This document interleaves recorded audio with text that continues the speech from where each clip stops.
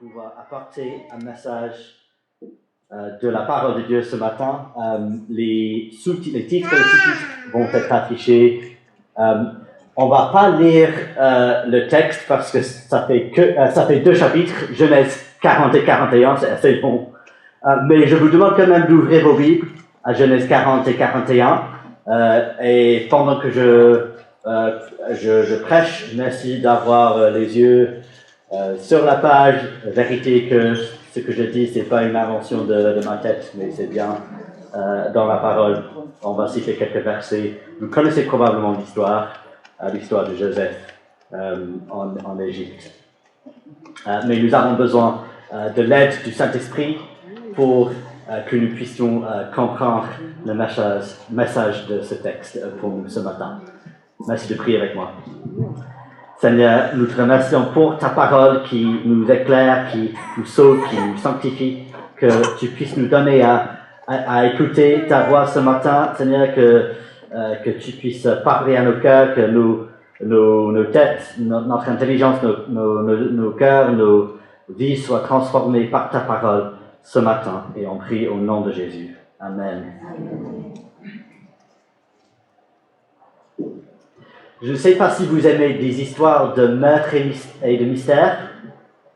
Pour la plupart de l'histoire, c'est la galère, la confusion, un peu comme des fils qui s'emmêlent sans qu'on puisse en comprendre le sens.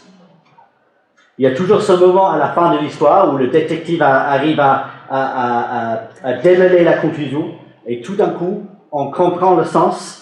Il y a une résolution satisfaisante et on voit la main de l'écrivain derrière l'histoire. Si seulement la vie était comme ça. Dans la vie, les fils semblent s'emmêler sans qu'on puisse en comprendre le sens. Parfois, l'un des fils semble être prometteur et puis tout d'un coup, c'est une fausse piste. Les attentes sont suscitées, mais au final, il n'y a aucune résolution satisfaisante.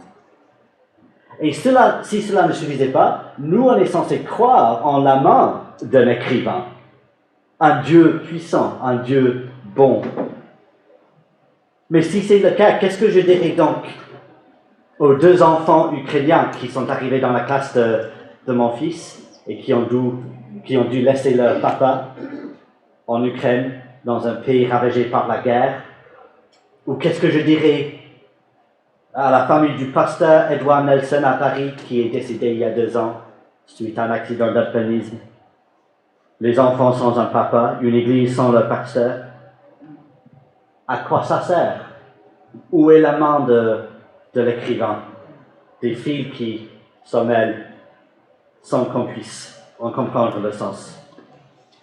Et même si nous sommes convaincus que Dieu est puissant et Dieu est bon, il y a cet écart parfois pénible entre ce qui semble être vrai, mais ce qui semble être la réalité dans la pratique.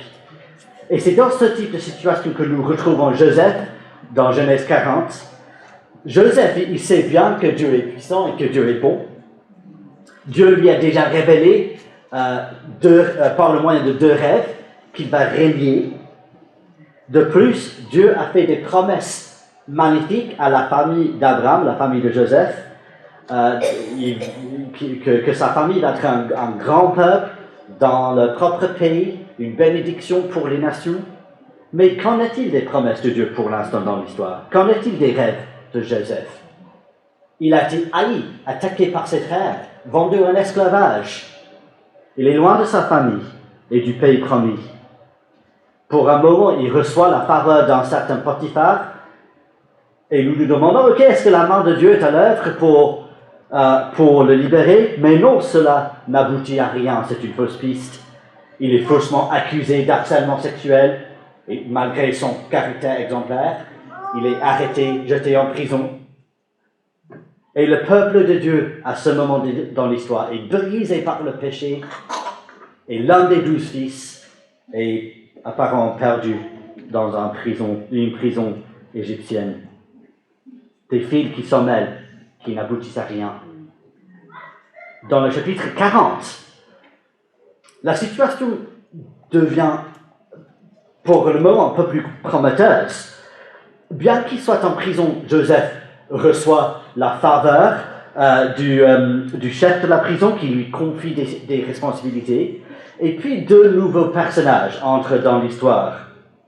On a le responsable des boissons et le boulanger, qui étaient des officiers de haut rang dans le service du pharaon. Apparemment, ils avaient commis une offense contre le pharaon, dont on ignore les détails. Et le chef des gardes a donc confié ces deux hommes importants à son serviteur le plus fiable, Joseph. Okay. C'est une étape un peu plus positive, ça. Le responsable des boissons, on va l'appeler Monsieur Vin. Et le boulanger, on va l'appeler Monsieur Pain, ça n'a rien à voir avec la Sainte Seine. Ont tous les deux un rêve bizarre, une nuit.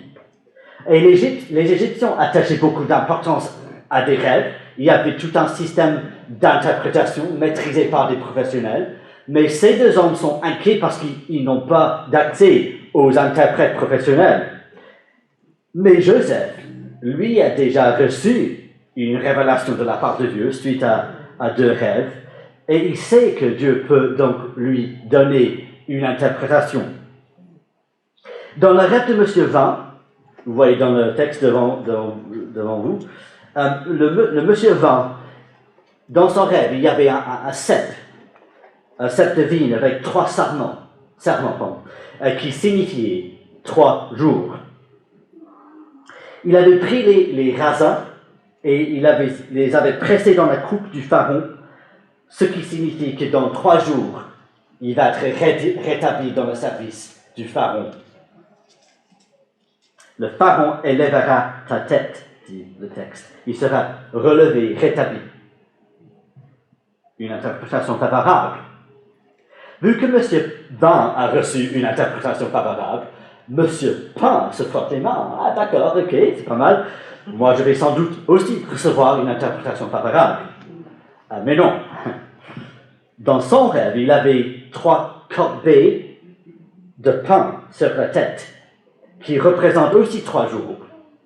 Mais les oiseaux ont mangé le pain dans les corbeilles, ce qui signifiait que dans 3 jours, il sera pendu sur un bois et les oiseaux mangeraient sa chair.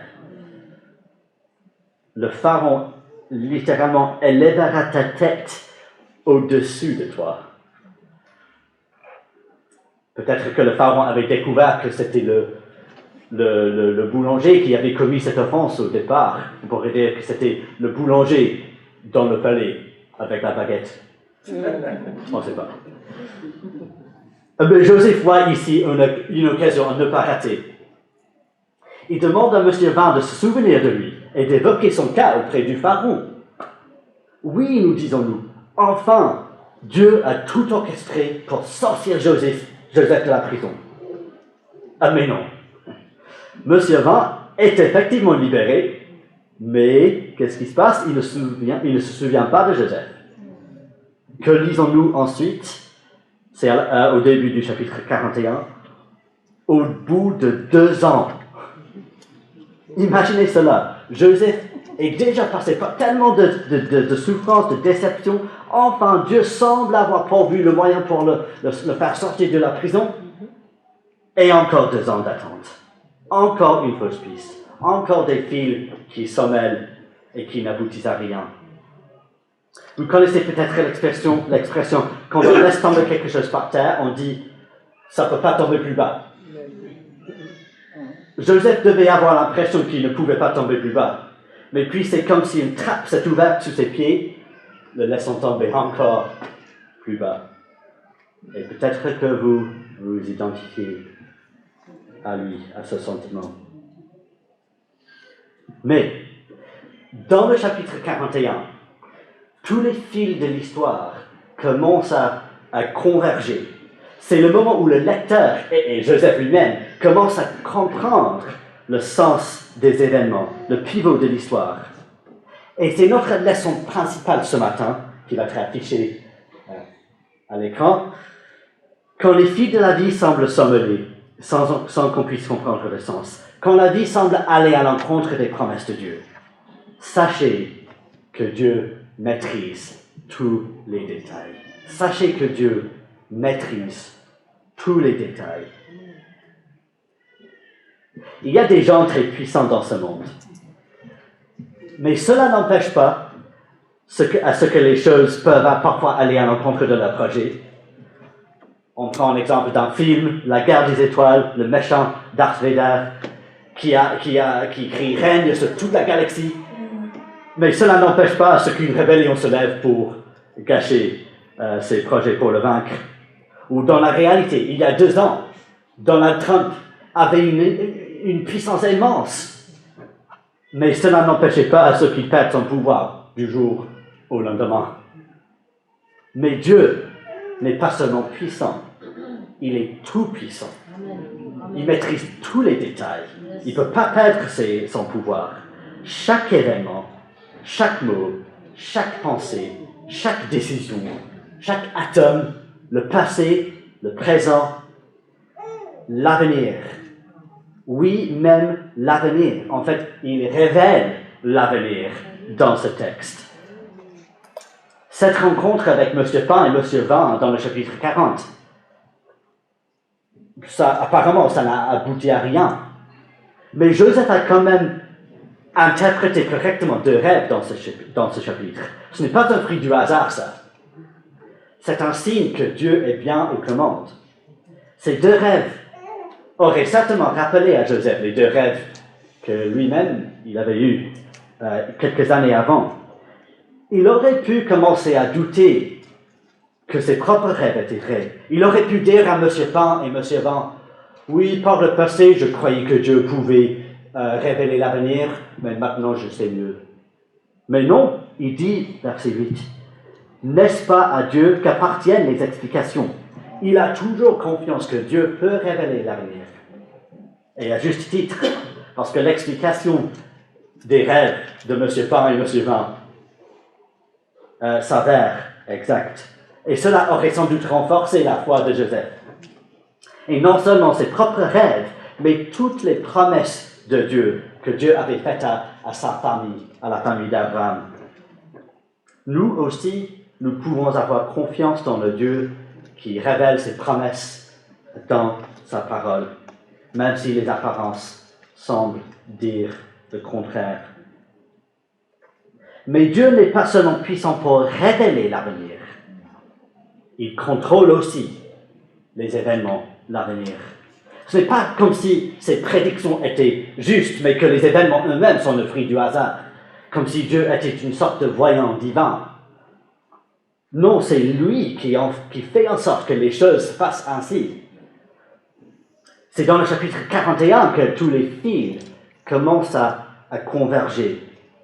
On commence à discerner un sens au sein du chaos. Dieu maîtrise tous les détails. C'est maintenant au tour du pharaon d'avoir 2 rêves bizarres. Et comme M. Pain et M. Vin, il est troublé par les rêves, et lui, il avait accès aux intérprètes professionnels. Mais il n'arrive pas à comprendre le sens des rêves non plus. Arrive donc M. Vin, rétabli dans le service du pharaon. Ah, un rêve bizarre. Ça me rappelle quelque chose. Tiens. Ah oui, il y avait ce jeune Hébreu dans la prison. Ah mince, je l'avais oublié. Et donc Joseph est sorti, enfin, de la prison. Mieux vaut tard que jamais. Joseph a dû attendre 2 ans, mais Dieu avait quand même fait exprès de placer M. Vin dans la prison. Et ce n'était pas une fausse piste, après tout. Enfin, Joseph voit la lumière au bout du tunnel. Il a passé le point le plus bas de la courbe. Les choses changent très vite ici. Imaginez, vous levez le matin, vous êtes souillé, vous êtes barbu, vous êtes oublié à moins que rien dans une prison. Et quelques heures plus tard, vous êtes lavé, rasé, revêtu de nouveaux vêtements, vous vous tenez dans la présence de l'homme le plus puissant du monde. C'est un renversement dramatique des circonstances, et ce n'est pas le fruit du hasard. Dieu maîtrise tous les détails. Et Joseph a bien compris qu'il maîtrise la situation ici. Ce n'est pas le pharaon, ce n'est pas Joseph non plus. Vous voyez sa réponse au Pharaon, verset 16. Il dit, « Ce n'est pas moi, c'est Dieu qui donnera une réponse favorable à Pharaon. » Joseph n'hésite pas, même devant l'homme le plus puissant du monde, à témoigner de la puissance, la souveraineté de Dieu. Il sait que Dieu lui a donné ce rêve et que Dieu va donner l'explication. Vous connaissez, j'imagine, l'histoire, les rêves sont bien connus, mais ils sont vraiment bizarres, ces rêves. Ils semblent être tirés d'un film d'horreur. On a 7 belles vaches grasses qui sont mangées par 7 vaches maigres et laides, puis 7 beaux épis plats sont engloutis par 7 épis vides et maigres.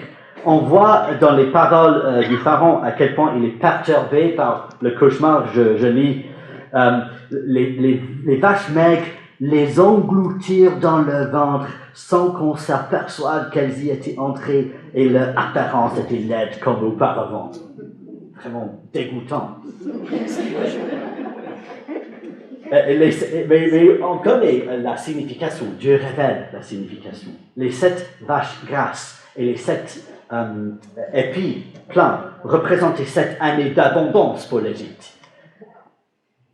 Mais les 7 vaches maigres et les 7 épis vides représentaient 7 années de famine pour l'Égypte qui suivrait. Encore une fois, Dieu est puissant pour révéler l'avenir. Mais plus que ça, c'est Dieu lui-même qui fait surgir ces événements. Verset 25, Dieu a fait connaître à Pharaon ce qu'il va faire. Verset 32, si Pharaon a vu le songe se répéter une seconde fois, c'est que la chose est arrêtée de la part de Dieu et que Dieu se hâtera de l'exécuter. Dieu donne l'abondance, Dieu donne la famille, Dieu maîtrise tous les détails. Mais c'est vraiment ici que les divers fils de l'histoire commencent à converger. Dieu a non seulement orchestré les événements pour sortir Joseph de la prison, mais aussi pour mettre en place un projet plus grand encore. Joseph comprend bien que si Dieu a révélé la signification du rêve, c'est pour lui donner l'opportunité de trouver une solution. La souveraineté de Dieu n'est pas une raison pour la passivité, au contraire, c'est une raison pour l'action. Et Joseph propose donc une solution. Il faut choisir un homme sage qui peut récolter 20% des récoltes pendant les 7 années d'abondance pour qu'il y ait suffisamment de nourriture pour les 7 années de famine. Pharaon est impressionné par cette suggestion et par la sagesse de Joseph et il lui donne immédiatement cette responsabilité. C'est ainsi que les souffrances de Joseph enfin arrivent à leur terme, mais plus que ça, c'est ainsi que Joseph sauve la nation d'Égypte de la famine et de la destruction. Nous ne pouvons pas arrêter la main de Dieu derrière cela. Tout ce qui s'est passé, toutes les souffrances de Joseph, toutes les fausses pistes, les déceptions, tous les fils qui sont mêlés dans l'histoire, Dieu maîtrisait tous les détails pour que Joseph arrive devant le Pharaon au bon moment pour sauver l'Égypte. Comme Joseph dit à ses frères dans le chapitre 50 et le verset 20, « Vous aviez médité de me faire du mal, Dieu l'a changé en bien pour accomplir ce qui arrive aujourd'hui, pour sauver la vie à un peuple nombreux. Oui, dans les joies et les peines, Dieu maîtrise tous les détails pour accomplir ce qu'il veut faire. » Et ça reste vrai aujourd'hui. Des avancements médicaux sauvent beaucoup du cancer. Dieu maîtrise tous les détails. Une pandémie ravage le monde. Dieu maîtrise tous les détails. L'État islamique est vaincu. Dieu maîtrise tous les détails. Poutine envahit l'Ukraine. Dieu maîtrise tous les détails. Des millions de gens se convertissent en Chine. Dieu maîtrise tous les détails. L'Église en Belgique reste minoritaire et méprisée. Dieu maîtrise tous les détails. Même les petits détails. Quand votre smartphone meurt pour du bon, comme c'était le cas pour moi il y a quelques mois, Ou quand vous laissez tomber un pot de sauce tomate par terre, comme ma femme a fait récemment. Ou quand vous arrivez tard au travail à cause des bouchons. Est-ce que vous croyez que Dieu maîtrise tous les détails? C'est déjà très bien de comprendre que Dieu maîtrise tous les détails, mais ce serait même mieux si nous pourrions comprendre le but de ce que Dieu est en train d'accomplir. Il y a des indices dans notre texte. Ce n'est rien d'autre que l'accomplissement des promesses de Dieu à Abraham. Grâce à cette tournure d'événements, la famille de Jacob, la famille d'Abraham, les descendants d'Abraham, est sauvée de la famille. Ainsi, les descendants d'Abraham deviendront un grand peuple, béni par Dieu. Il y a plus encore, grâce à cette tournure d'événements, la nation d'Égypte, ainsi que les nations avoisinantes, sont sauvées aussi, eux aussi, de la famine. Les nations sont bénies à travers les descendants d'Abraham, exactement comme Dieu avait promis. Et tout cela parce que Joseph a été vendu en esclavage, jeté en prison, et parce qu'il a rencontré M. Pain et M. Vin. Si Dieu maîtrise tous les détails, ce n'est pas pour n'importe quel but. C'est pour apporter les bénédictions promises. Plus précisément, c'est pour apporter la bénédiction promise par l'intermédiaire de l'homme qu'il a choisi. Parce que tout au long de l'histoire, Dieu prépare Joseph pour être le chef et le sauveur. Il révèle à Joseph qui sera un dirigeant honoré. Il est avec Joseph. Il lui accorde sa faveur dans les moments les plus bas. Il accorde à Joseph l'interprétation des rêves. Il suscite un homme, Joseph, qui cherche à l'honorer, qui cherche à bénir les autres. Il suscite un homme qui n'a pas peur de témoigner devant le pharaon de la puissance de Dieu. Il accorde à Joseph la sagesse et le pouvoir d'interpréter les rêves et de résoudre le problème de la famille. Par la main de Joseph, et Joseph seul, Dieu sauve son peuple et les nations. Il accorde à Joseph d'être honoré par le peuple. Tous les fils de l'histoire se convergent sur Joseph, le roi sauveur choisi par Dieu. Ça vous rappelle quelqu'un? Joseph n'est qu'une ombre du roi sauveur ultime.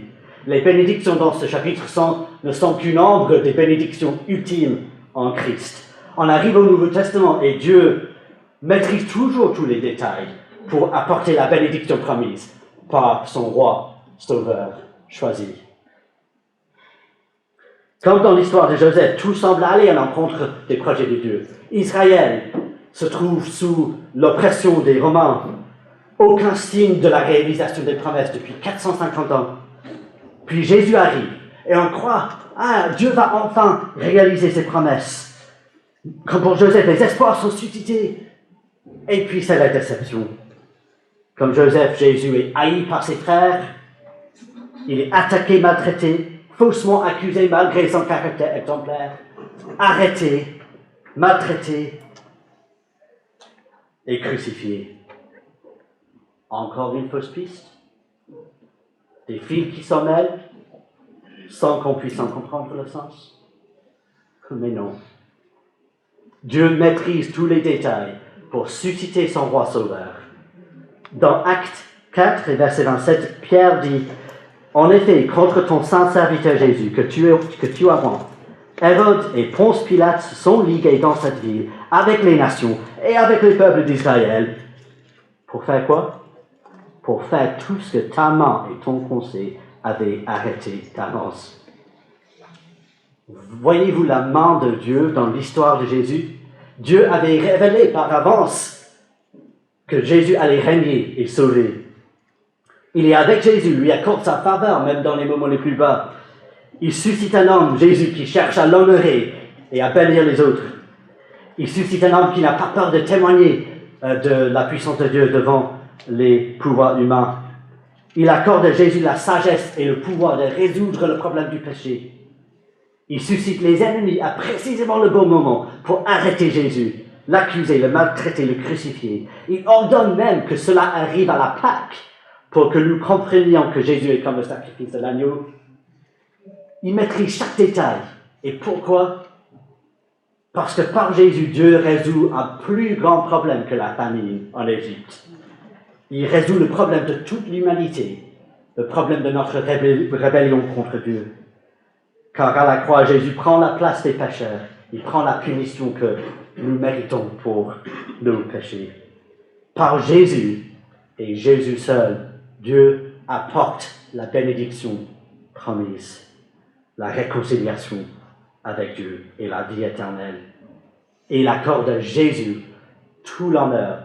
Au final, pas devant Joseph, mais devant Jésus, toutes les nations se prosterneront. Vous voyez, tous les fils de l'histoire se convergent sur, pas Joseph au final, mais Jésus. Et ce n'est pas comme si ce projet a cessé. Si Dieu maîtrise tous les détails aujourd'hui, ce n'est pas pour n'importe quel but. C'est toujours pour apporter la bénédiction promise par son roi sauveur. Et cela est très important. Je veux que vous saisissiez ce point. Nous sommes souvent perplexes lorsque les fils de notre vie sur terre s'emmêlent. C'est peut-être parce que nous oublions le but des projets de Dieu. Ces projets se centrent toujours sur la bénédiction apportée par Jésus. Nous pensons peut-être que Dieu a promis de nous bénir d'un point de vue matériel par terre, sur terre, ou de nous protéger de toute souffrance. Et quand les choses ne se passent pas comme nous le voulons, nous demandons si Dieu est vraiment aux commandes. Mais qu'est-ce que Dieu est en train d'accomplir dans ce monde? Il est en train de sauver les nations, d'amener les gens à la repentance et à la foi en Jésus, d'accorder à son peuple toute bénédiction spirituelle dans les lieux célestes, de nous transformer à l'image de Jésus, de nous garder pour le jour du retour de Jésus, pour nous faire entrer dans un monde sans souffrance, de réunir toutes choses sous le règne de Jésus. Si Dieu maîtrise tous les détails, c'est pour apporter la bénédiction promise par son roi sauveur.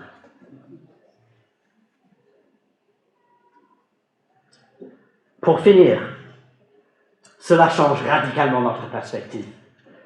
Nous devrions imiter la foi de Joseph. Je pense qu'on va afficher cela. Quand les fils de nos vies semblent s'emmêler sans qu'on puisse en comprendre le sens, quand tout espoir semble être une fausse piste, n'oublions pas ce que Dieu est en train d'accomplir. Les fils de notre histoire ne convergent peut-être pas d'une façon que nous trouvons satisfaisante, mais les fils convergent quand même sur Jésus. Je vous donne quelques exemples. À l'université, je connaissais une fille non chrétienne qui était paralysée à partir de la taille. On va l'appeler Sarah. Du point de vue humain, ce sont des fils qui s'emmêlent, qui n'aboutissent à rien, un désastre. Mais Sarah a participé à une étude publique sur Marc 2, la guérison de l'homme paralysé, où Jésus privilégie le pardon de ses péchés avant sa guérison. Elle a compris que son péché était un plus grand problème que sa paralysie. Et elle a mis sa foi en Jésus. Sarah est maintenant une chrétienne mûre qui cherche à honorer Dieu, à amener d'autres personnes à mieux connaître Jésus. Ce n'est pas mon intention de minimiser ses souffrances physiques, mais Dieu avait une intention d'apporter une bénédiction encore plus grande à Sarah. Dieu maîtrise tous les détails pour apporter la bénédiction par son roi sauveur. Vous connaissez peut-être l'histoire du missionnaire Jim Elliot. Il semble être destiné à apporter l'évangile à une tribu perdue en Équateur. Mais lors du deuxième contact avec cette tribu, il était violemment tué, et cela à l'âge de 29 ans. Il a laissé une femme et une jeune fille. Les journaux américains disaient que c'était un désastre. Mais sa femme, Elisabeth, est retournée courageusement à cette tribu pour leur annoncer l'évangile, et de nombreuses personnes étaient sauvées. Elle a aussi publié les journaux de son mari, qui continuent à bénir et a inspiré beaucoup de gens 60 ans plus tard. Dieu maîtrise tous les détails pour apporter la bénédiction par son roi sauveur. J'ai entendu récemment un missionnaire en Ukraine qui a dû fuir le pays à cause de la guerre. Mais tous les jours, il reçoit des SMS de la part de ses voisins non chrétiens qui restent en Ukraine, qui lui demandent de leur envoyer des prières à prier. Apparemment, il y a énormément de gens qui se convertissent en Ukraine en ce moment. Dieu maîtrise tous les détails pour apporter la bénédiction par son roi sauveur. Quand moi je suis allé à l'université moi-même, on m'a envoyé par hasard dans une résidence estudiantine.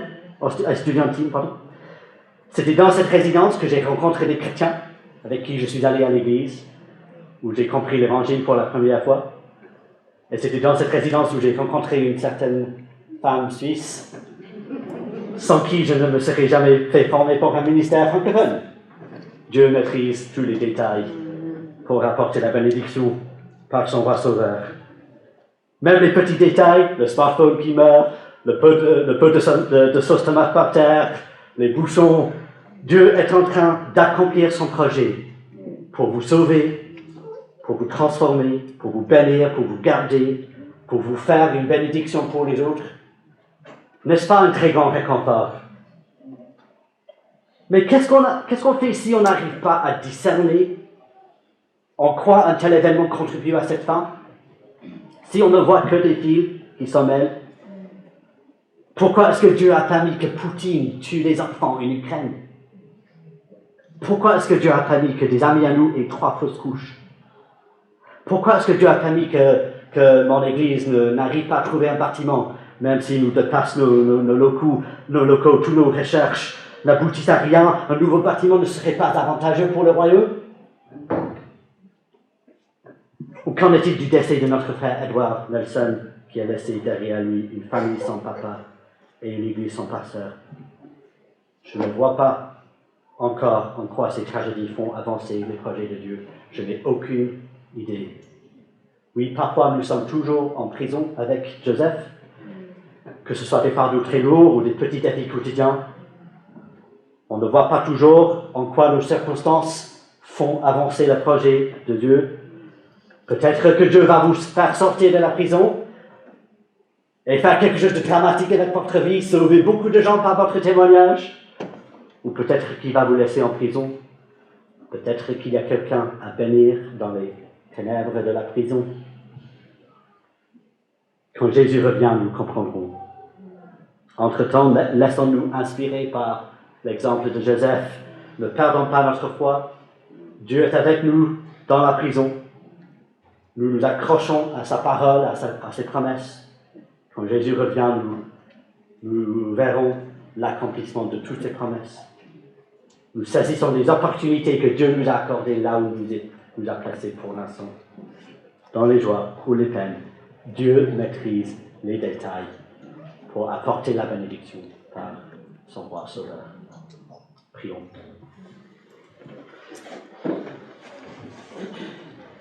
Seigneur, merci que tu es un Dieu bon et puissant, tu maîtrises tous les détails pour apporter la bénédiction par Jésus. Que nous puissions placer notre foi en toi même lorsque les détails de nos vies ne semblent pas avoir du sens, nous ne voyons que des fils qui s'en mêlent. Que nous puissions avoir confiance que tu es en train de sauver les nations, que tu es en train de nous bénir en Christ, de nous transformer et de nous faire une bénédiction pour les autres. Que nous puissions te servir là où tu nous as placés, que ce soit dans la prison ou que ce soit dans la cour du Pharaon. Et nous prions au nom de Jésus. Amen. Amen.